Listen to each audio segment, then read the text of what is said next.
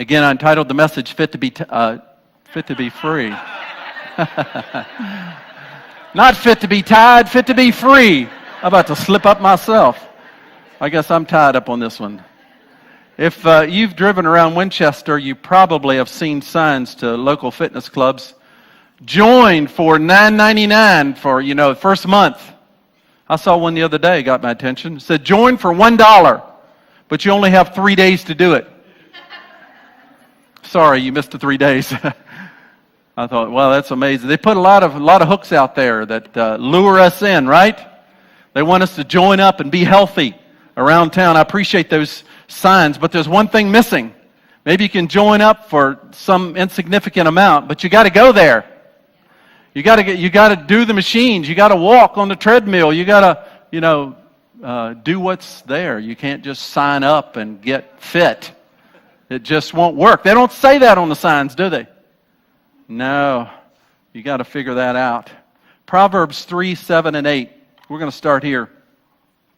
Proverbs 3, 7, and 8. Don't consider yourself wise. Fear the Lord and turn from evil. Then your body will be healthy and your bones strengthened. What a great verse. When you consider the health industry, there's a lot of experts out there, aren't there? Try this, try that. This diet plan is going to work for you. There's a lot of people out there that are wise in their own eyes. And they say it's going to work for you. I've lived long enough to know that there's one plan that doesn't fix all. That's why we have so many different plans. I heard one the other day that you have a diet plan according to your blood type. That was a new one. I thought, wow, that makes sense, doesn't it? But see, everybody out there has this, I'm wise in my own eyes, and you get on this plan, and you're going to lose weight, and you're going to be healthy, and you're going to be fit, and you're going to live till 120. You get on this plan, it's all out there. Everybody wise in their own eyes. But, it's not that the plans might not work for you. That's not what I'm saying. It says that there's no plan that fits all. You got to figure out, you got to hear God, what is the plan for you. And then that's the second part of the verse, is fear the Lord and turn away from evil. What does that mean? It means that God has a plan for you, even in your health. Wherever you're at right now, whether you're struggling in your health, you feel good about your health, God has a plan for you. Fear the Lord, respect the Lord. And it says turn from evil.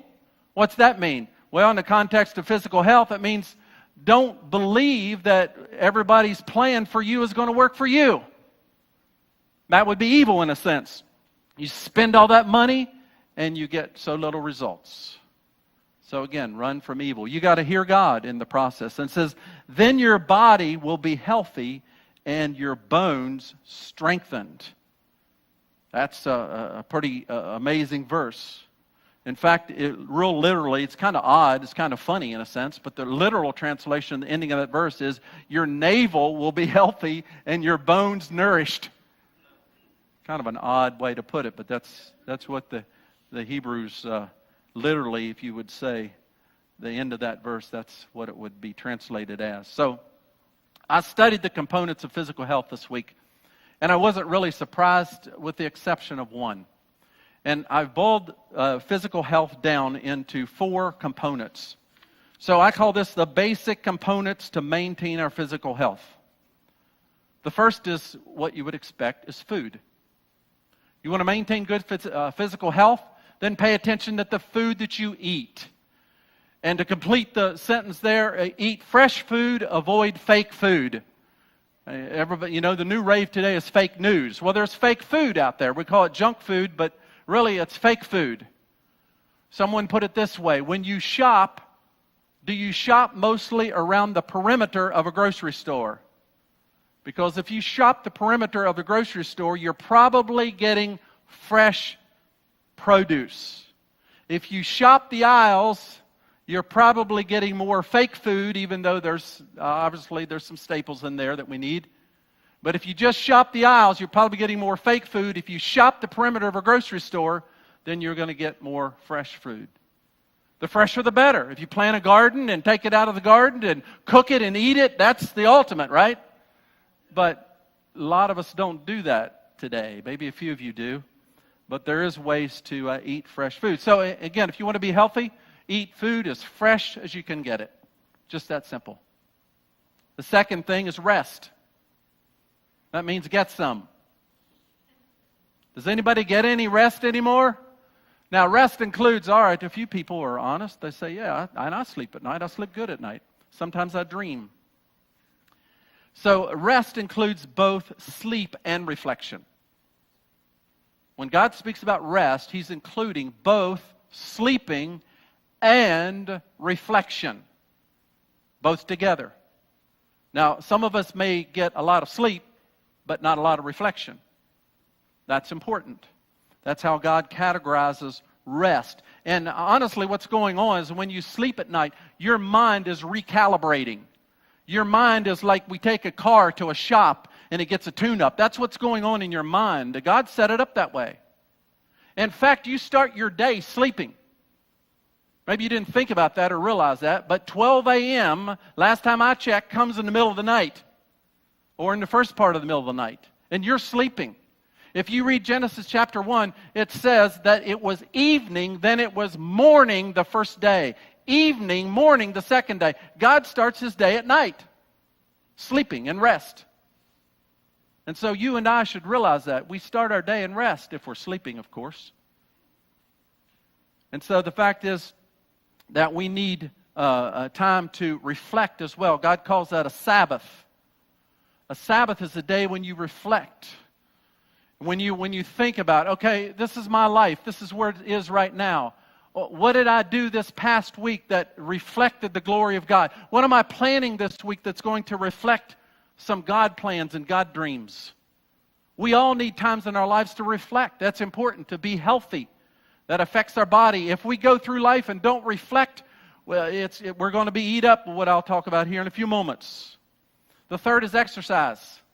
4 components of a healthy body. Food, rest, exercise. We would expect that, wouldn't we? And here's one. I guess it's kind of upfront and real, but does your exercise produce any sweat? That's when you get real exercise. Does it produce any sweat? Not to be smelly here this morning, but that's a fact. Now, some of you, I recognize, maybe aren't in the condition to be able to produce sweat. At least get out and do something. Go get the mail. I mean, walk across the house. Do something if you're able to. Just start. It'll affect your body. Your body starts working better, and you feel more healthy when you go take a walk. And, of course, the ultimate thing is, do you sweat when you exercise? That's when you're doing some good. I saw a Facebook quote this week. I will keep the person anonymous to protect the guilty. But they said that they were going to the gym so that they could eat junk food during the week. And God convicted them and said, no, you're going to stop that. And so they went on a juice fast in order to cleanse their body and go to the gym as well. So exercise is important. The last one was one that I didn't see coming, but as I realized it's valuable in producing healthy bodies, is beauty. Beauty. Are you able to find something good in all things? That's important. You see, because if you're only seeing and experiencing the ugly of life, it will begin to affect your health. You will physically take that in. If all you watch is the ugliness on the news, it will begin to affect you. It'll begin to affect your mind.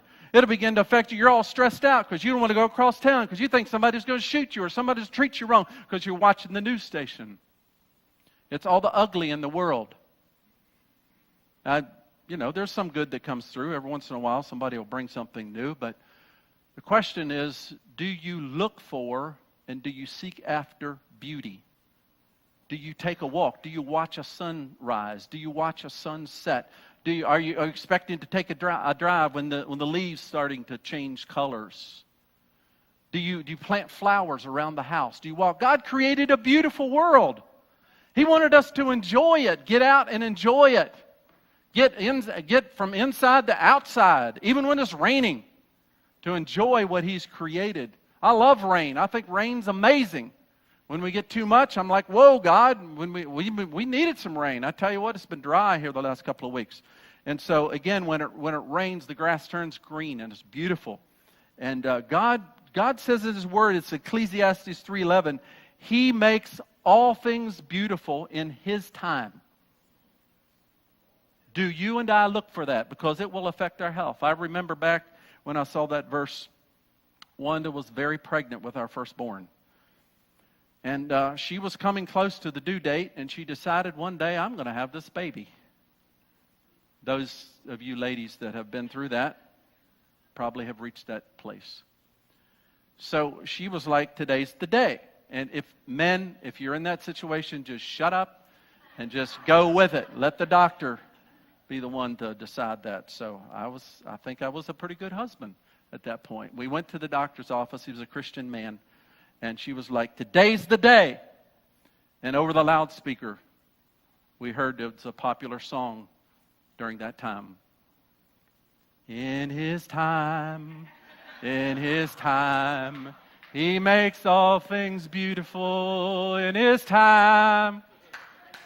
And we just looked at each other, and she cried, and we knew it wasn't that day. It was 2 weeks later. You got to find the beauty in all things. But to maintain this formula or these three components of food, rest, exercise, and beauty, it requires intentional routine. And that's what trips us up. Because we live in a society today that really looks for ways that we can binge and still have the same effect. I mean, let's just think about it. If we take these four components and we say, you know what, I'm not going to exercise 30 minutes a day or exercise maybe an hour 3 times a week. I'm going to just do it all in one day at the end of the month. I'm going to do 7 hours in the gym. Will that work? No, that won't work. You're like, I don't like brushing my teeth for 2 minutes every day. I'm just going to brush for 1 hour before I go see the dentist 2 times a year. See, it just doesn't work, does it? No, we have to, every one of these components requires small increments of time that we put in our schedule. We decide we have to do these things. It doesn't take much, and that's why we dismiss it. It's not a long time of time. Brushing your teeth and going for a walk and taking a moment just to sit alone and just reflect and look at the trees, whatever brings you reflection or whatever setting brings you reflection. It requires small increments of time. And we live in a society that says produce, be productive. You've got to be someplace yesterday. And the fact is it's affecting our health. And we come to realize if we continue at that pace, it's going to affect our bodies. Now there's one thing that probably causes us to interrupt our routines, and that word is stress. So the very thing that we want to remove or get less in our life is the very thing sometimes that keeps us from doing these 4 things in small different increments. We're just stressed. I'm not going to work out. I'm just too stressed. I'm not going to take the time to cook quality fresh food. I'm just stressed. We're going to do we're going to do donuts tonight. We begin to reason in our mind that because of the stress in our life, we're not going to do the very thing that would relieve it and set us free. Now, Rick Warren did this study, compiled it. He examined modern day stressors that affect our physical life. And he was talking about his 2 sons. They were about 8 and 10 at the time. And one was a budding entrepreneur and the other one was a budding salesman. And so they developed this stress reliever little gadget. It was nothing more than a balloon with sand in it. So they took a balloon and they filled it with sand. That was the entrepreneur son. And they made a bunch of these things and they said, if you get stressed out, you're supposed to squeeze this balloon with the sand in it. It's supposed to help you. And so they got a bunch together and went to his dad's office and said, Dad, do you want to buy one? He says, no. And the budding salesman says, Would you like one free? He says, yes. He says, buy one and you get one free. So he's a pretty good salesman. So what are the things that we deal with in our modern society? I believe that every generation, every society has their stressors. There's no question. But we deal with some things today that previous generations didn't have to deal with. That's true. The first one is worry. Now, worry's been around for a while, but the fact is what we're worried about is different from other generations before. I mean, we are 30 years ago, who worried about identity theft? Who worried about identity? Nobody, hardly. I mean, it was all paper, and now we got electronics, and everything's passing over the digital age. It's opened up a whole set of worry. Identity theft. I mean, who worried about people breaking into their homes 50 years ago? We knew everybody. Everybody watched over one another, and if anybody strange came over into the neighborhood, I mean, people were like flagging it and talking to them. Now we don't even know our neighbors. Got fences in between us. You see, we've got a lot more. Now we all have to have alarms to keep our stuff from being protected of people that we just haven't met yet. Seems kind of odd. There's a lot more to worry about. So, today if someone doesn't answer a text back immediately, we think they've had an accident and they're near death. Seriously. Maybe they just needed to spend longer time in the bathroom. I don't know. It's just, we today we're so quick at making judgments over things when responses aren't there just because we've been conditioned to worry. The second thing that we get stressed about is hurry. Not just worry, but hurry. Everybody's in a hurry today, aren't they? Including me. I usually am in a hurry. Sometimes, unless I'm going for a walk with my wife, and then she tells me to speed up. But most of the time, I'm in a hurry. But hurry doesn't really help our stress, does it? It actually brings more rudeness to our lives. Rudeness to others, and we end up getting rude because we're in a hurry. We think speed is good, but speed actually adds stress. The third is crowds. Do crowds stress you out? That's actually a stress that today, 83% of America now lives in classified cities. Towns classified as cities. 83% of America now lives in cities. 30, 50 years ago, that wasn't the case. Rural towns, small towns, we all knew each other. This is amazing. In the year 1800, there was only one city in the world that was over 1 million. That was the city of London. Now, there's over 500 cities that are over 1 million. There's over 1,000 cities that are over 500,000 people. And now there's even what they call mega cities. Mumbai has 32 million people. Tokyo, 36 million people. Mexico City, 35 million people. I can't imagine that. You just get in your car and you drive for a whole day and you're still in the city. Probably. I've not been to those places, but I can only imagine. It's amazing. But crowds bring stress. I don't know where people come up with these statistics, but they are kind of funny. We sat in traffic, worldwide, we sat in traffic over 4 billion hours last year. 4 billion hours we sat in traffic, and we wasted 6 billion gallons of gas. Don't you love rush hour traffic? Doesn't that bring peace to your soul? The fourth is multiple choices. It gets better. Multiple choices actually bring stress. Think about it. You can't go to a fast food place today without 2 to 5 questions of clarification and something you weren't even thinking about they're going to ask you. I'm on a raisin bagel kick here at Dunkin' Donuts. That means I get about 2 a week, so that's my kick. And the first time I was like, raisin bagels, that looks pretty good. I'll get one of those. I want a raisin bagel. with cream cheese. They're like, do you want cream? Do you want plain? Do you want strawberry? Do you want something else? I don't remember.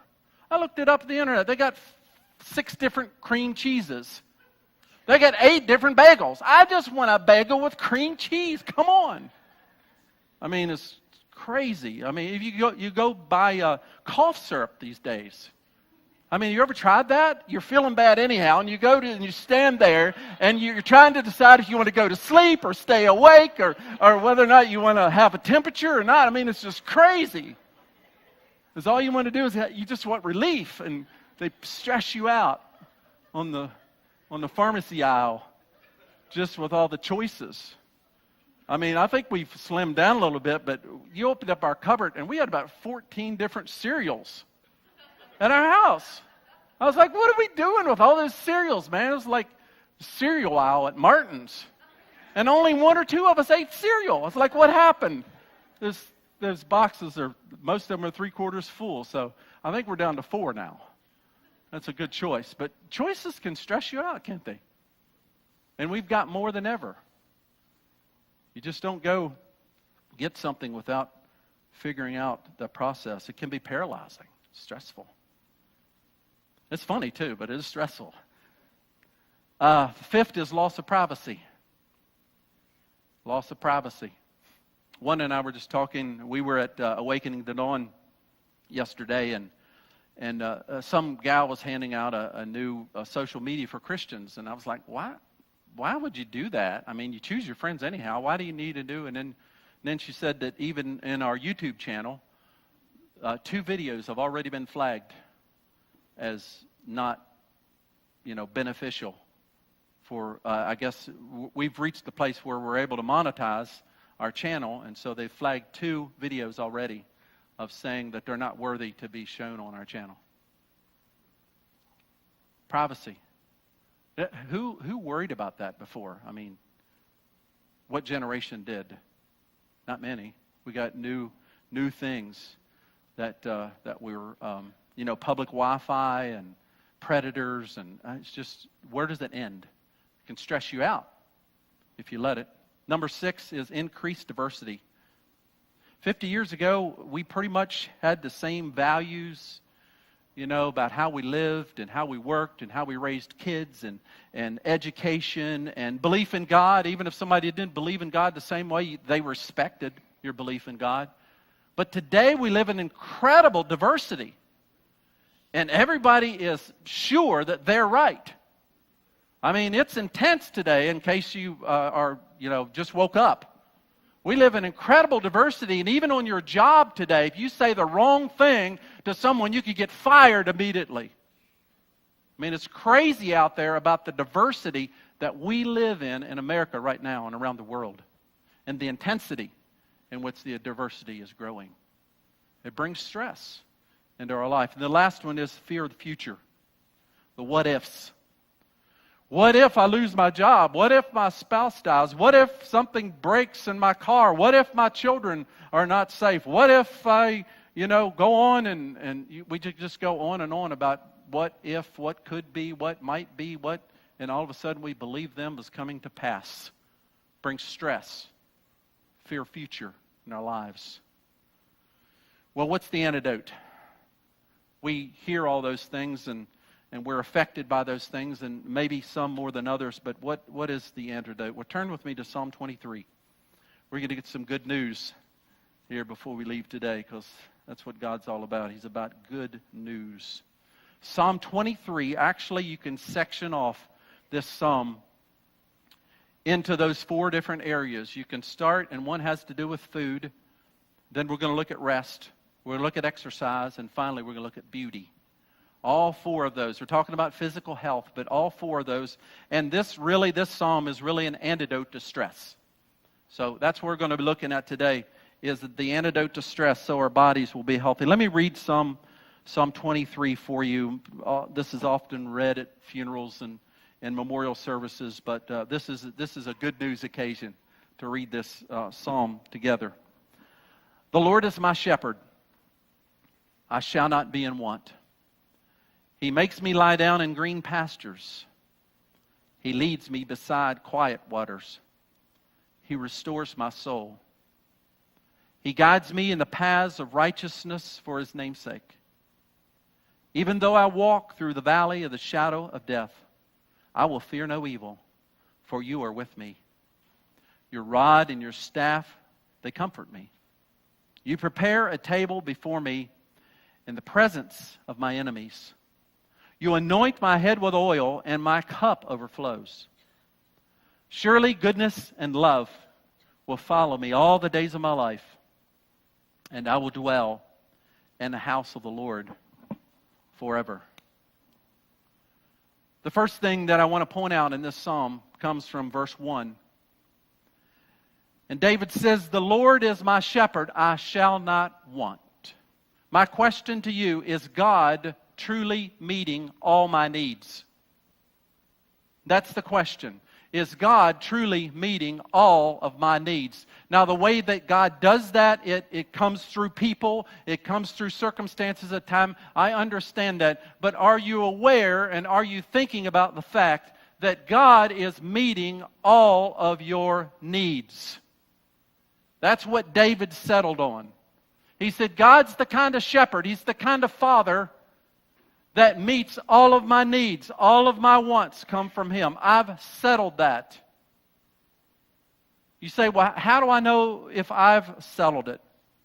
Well, you know that you've settled it when you realize that which you have put security in, such as your job, or maybe your spouse, or maybe your children, or maybe your body being healthy, or maybe your gifting, or maybe your money, or maybe your mind, that you've believed that because you are good in any one of those things, that you're secure. But the fact is, in this life, any one of those can be taken away. Any one of those. Your spouse, your job, your money, your mind, any one of those can be removed. And so the question then is, what is one thing that you can bank on that cannot be taken away? And that is your faith in God. I don't care if you're in prison. I don't care if you live in a palace. I don't care if you got a lot of issues to work out. Nobody can take away your faith in God. That is secure. Everything else can be removed, but that one thing remains. Nobody can take it away. My question is that the way you live? Because when you live that way, it'll neutralize and remove a lot of stress. God is the one that's going to take care of me. He's the one that's going to meet my needs. He's the one that is going to watch over me. True security is found in something that can't be taken away. Your faith in God. That's important for us to settle. Now, the thing that I realized is that when you place your security in something that cannot be removed, that can be removed, then you become insecure. When you place your faith in something that can be removed, then you become insecure. And the more that we cling to what we have, fearing that what we have will be taken away, we become more insecure. And so that's why we need to hold on to the one thing that can't be taken away. And that is our faith in God. Your faith in a good shepherd. That's the food part. Fresh food, fresh manna from heaven. Settle the fact that God is a good shepherd and He meets all my needs. Now we move to rest. Look where He takes us next. Verse 2 and 3. He makes me lie down in green pastures. He leads me beside still waters. He restores my soul. David is saying, after I've settled that God is my shepherd, He's my only shepherd, He's the one that can't be taken away from me, the next place He leads me is into rest. Amen. He leads me beside still waters. He takes me to a place where the grass is green and He restores my soul. I've got this statement here, and this is an important one. You can be saved, but not have your soul restored. You can be saved. You can say, Jesus is my Lord, but a lot of things inside your soul are still in turmoil. David says in this that God leads me to rest so that I can have not just be saved, but have my soul restored. Do you have your soul restored this morning? That's where God wants to take us, to the place where we truly have the place that our soul is in peace and resting. So the point there is that it's a question, am I intentionally slowing down and reflecting? That's the question. Do I intentionally slow down and reflect? Because when you do, God will take you to a place of rest. That's His plan in this psalm. He'll take you to a place where He shows you what He's doing in your life and what He's doing through you.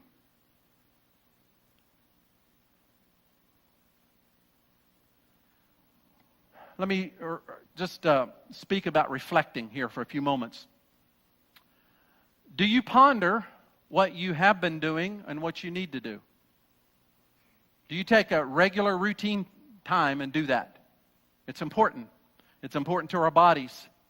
If not, it'll add more stress to us, because if we never stop and say, God, what am I doing that's counting for you?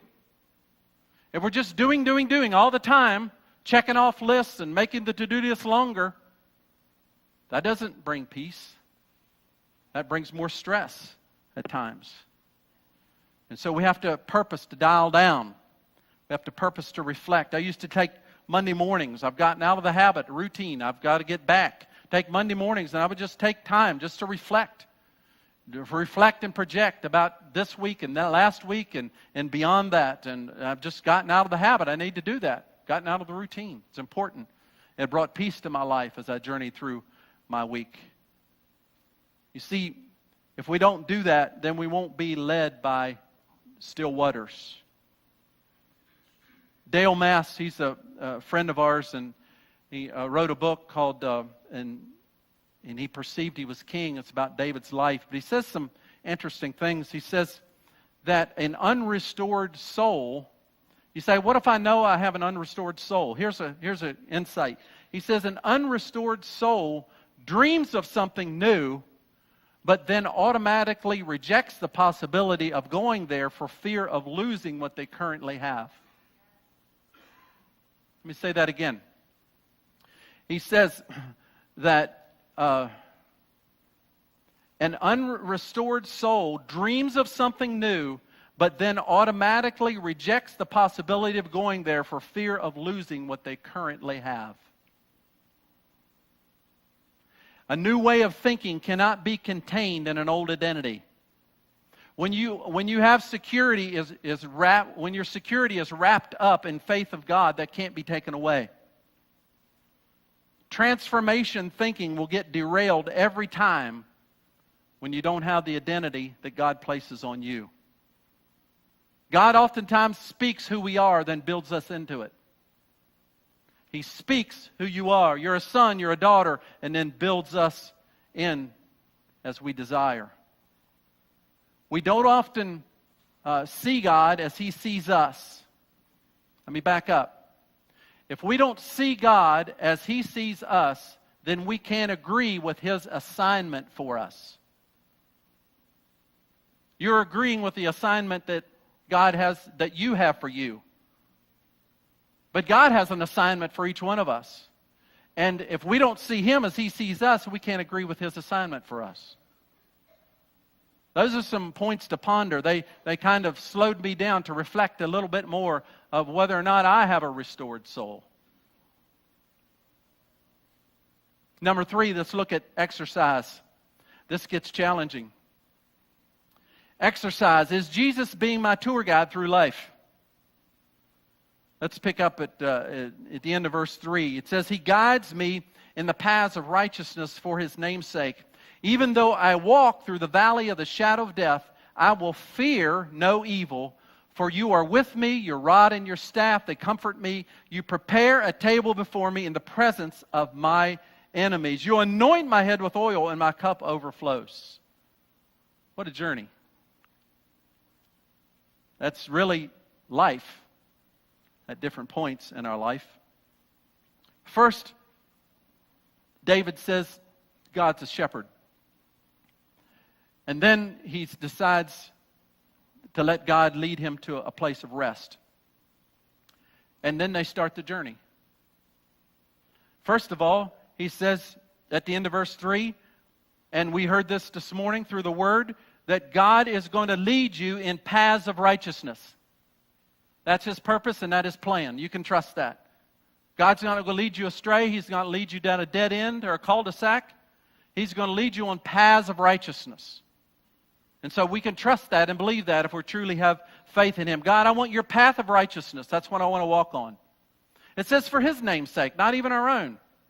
He's the one guiding and leading this thing. And then it says, it starts out in verse 4, even though. Circle that. Think about it. Even though. He's leading me in paths of righteousness. Even though. Even though what? Even though. Let's look and look at the even though. He says, even though I walk, I'm getting exercise, through the valley of the shadow of death. That's what it feels like going to the gym for the first time after you've been out for a month.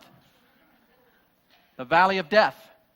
Even though I walk through the valley of death, I will fear no evil, for you are with me. How can he be in that situation where he says it feels like life right now is a shadow of death? It feels like right now is the word that came forth. I'm spinning around with no control. How can I not fear the situation? But David says no. He says, I fear no evil. Why? Because we have to go back to the first part of the psalm when it says, I've made the Lord my shepherd.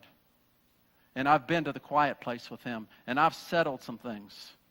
And so he's got perspective even though he's walking through the shadow of death. You know, shadows can't hurt you. But they can sure seem big. Because shadows are bigger than the object that they're reflecting. But David said, I don't fear the shadows. I don't fear because I've settled. God's my shepherd. And He leads me to a quiet place. And I have perspective on this. I'm going to walk through. Someone coins the frame, if you feel like you're in hell, what do? Keep walking. I don't know who said that. Some famous person. It wasn't me. I'm not famous, but just the line. If you feel like you're in hell, keep walking. And you'll get through it. Even though I walk through the valley of the shadow of death. This is life experiences. He said, I will fear no evil. He says, for you are with me. Listen to that. When you get into tight places and tough places, do you remember that God is with you? Because if you remember God is with you, that'll relieve stress. That'll bring health and wholeness to your body. God is with me on this rowing machine. God is going to take me through. He's going to help me through this.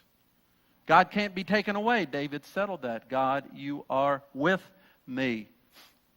And then he goes on. Man, this gets more intense. He says, you prepare a table before me in the presence of my enemies. What are your enemies right now? It might be a who, and it might be a what. What would you describe your enemies? Maybe it's routine, the enemy of non-routine. That can be an enemy. Someone made this statement, it never left me. He said that really our enemies are trying to get into me. Our enemies are generally external, but their goal is to get internal and to mess with our mind and to mess with our stress and to mess with our routines. I thought, wow, that's good. Jesus, in His last week here before He was crucified, had many settings where He was surrounded by His enemies. They accused Him. And He could have immediately said, you're lying. That's not right. That's not accurate. That's out of context. Think about it. All the times that they were accusing Him of things that He didn't do, how He could have defended Himself, and He was right. But what did He do? He remained silent. He didn't say a thing. Once in a while, he addressed somebody, but most of the time, when the enemies were speaking to him, he remained silent. Why did he do that? John 17 says, Jesus says, my enemy has nothing in me. He remained silent because he knew if he would start to dialogue with that voice of accusation, that he would lose it.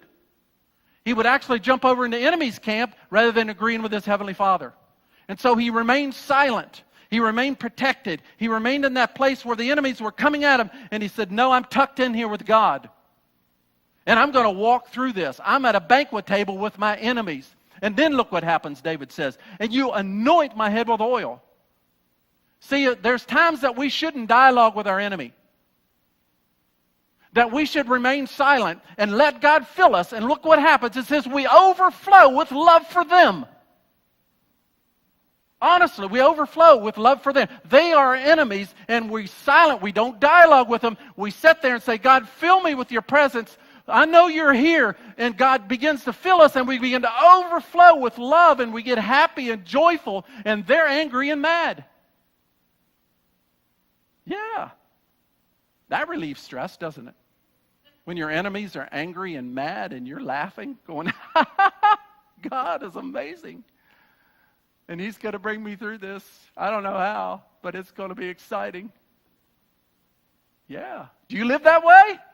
Come on, church.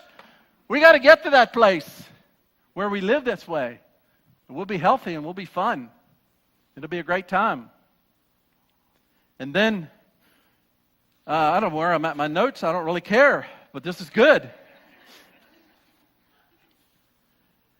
And then Jesus said in the memory verse for last week, is how do we get to that place? And the point that I have there is we have to get yoked together with Jesus. What am I talking about? I'm not talking about the yellow in an egg. I'm talking about a device that was used with oxen, still is used in cultures that agriculture based. And the yoke is a board, oftentimes with two half moon places that were placed over the neck of an oxen. And it was two of them. And they're yoked, tied up together, and they pull or they plow whatever is hooked to them together. And Jesus says, I want you, if you're going to go through life the way that I want you to go through life, you've got to get yoked up with me.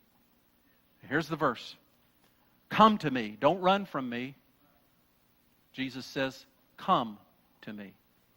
All you are weary and heavy burdened, and I will give you what? Rest. That's where Jesus started. He says, I want to start with rest. Take my yoke upon you and learn from me. There's going to be a learning process when you put the yoke on and you get yoked with Jesus, because we're so used to doing it ourselves and pulling ourselves. And He said, when you put that yoke in, it's going to be a learning process. But He says, I'll teach you in a gentle way and a humble way. He says, I'll teach you in gentle and humble at heart, and you will find rest for your souls. Not just be saved, your soul will be restored. And then He says, my yoke is easy and my burden is light. See, when you get yoked up with Jesus, He shares the load. Many of you probably know this. It's in horse pulling contests. If you put one horse up and they pull maybe, say, 350 pounds and another horse that pulls maybe 300 pounds, but you put those two horses together, you yoke those horses up together, they'll pull like 1,000 or 1,200 pounds. They won't take their weight and kind of double it. They actually go way beyond that. And Jesus says, if you truly get yoked up with me, you're going to pull things and knock things out of the way that you never experienced because you're tied and yoked to me. The question is, do we live that way? Do I live that way? That's a challenge for all of us today, is to get in a place where we say, I'm yoked with Jesus, and He's sharing with me, and I'm sharing with Him. And we're going to pull through on this thing. And He's going to anoint my head with oil in the presence of my enemies. Maybe somebody's here saying, you know what, I think I've just been trying to pull alone.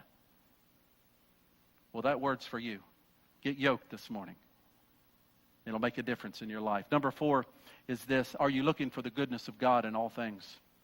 Verse 6, David concludes by saying, surely goodness and love will follow me all the days of my life, and I will dwell in the house of the Lord forever. He says that this thing is going to turn out beautiful when I stick with God. It really is. It's going to turn out, surely goodness and mercy are going to follow me all the days of my life. I turn around in goodness and mercy because why? Not that I'm leading, I'm right behind the good shepherd. I'm in the flock. In fact, he names 2 instruments there, a rod and a staff. They're going to walk with us. The rod is a defensive weapon to beat off predators. A staff is used as a tool when we get off the path, that the good shepherd reaches out, grabs around our neck, doesn't choke us to death, grabs our neck and pulls us back and says, no, here's the path of righteousness. He has both of those. His shepherd has both of those to his disposal. He uses one on our enemies, and he uses the other to corral us back to the path of righteousness. Oh, what an amazing word. Psalm 23, that we can have healthy bodies. This week in your Transform classes, your small groups, you're going to learn about the body, how God sees the body, and you're going to be able to have a discussion. You know, we don't often talk about physical health in church, but God says a lot in the Scripture about our bodies, the importance of our bodies, and eating and exercising and so forth. So again, we got the 4 groups. We've got food, we've got rest, exercise, and finding beauty in things. All compiled together bring about a healthy body. Let's pray. Father, we thank you that your word tells us that everything we need to live a godly life can be found in your word. And Lord, sometimes we live in a society even now that tends to tell us that we can get along without you and that we can make it through circumstances, and we don't need to slow down and reflect, and we don't need to map out small increments of our day just to keep tabs on ourselves and keep in touch with you, that we can just barrel through and we can take something at the end of the month and binge and be okay, Lord, but your word tells us that you call us to small increments that we begin to practice and build into our routine so that we can have healthy bodies that will honor you. And today, God, I pray that you would just show us in any one of these areas, Lord, where you want us to learn from you. You said that when we put on your yoke, that we will then learn from you, God. And you said that you're a gentle teacher, and that you're a humble teacher. You're not one that is rigid, and you're not one that just commands us. You're not one that belittles us. You said that you're a gentle teacher. And you're going to instruct us. You're going to take your staff and you're going to pull us back where we've journeyed on a path that's not righteous. If we've been attacked by an enemy, you're going to use your rod on that enemy because you're with us. And where you are, we're safe. And Lord, I pray that you would just pull us forward in a fresh way, God, to address that you want us to have healthy bodies, to glorify you, Lord. However long we have on this earth, you want us to have quality of life that you would be blessed by. And so, Lord, today we just, again, take some time to reflect and we ask you to speak to us. Anything you want to say, Lord, that would show us how we can honor you with our bodies in a greater way. Let's just take a few moments just to be silent before the Lord.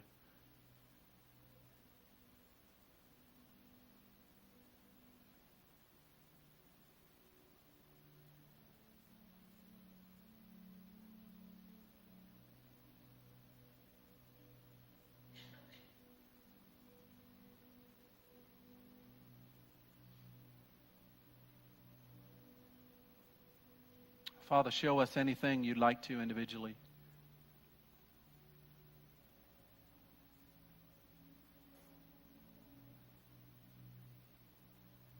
Lord, we're grateful you're a good Father. You're a great shepherd.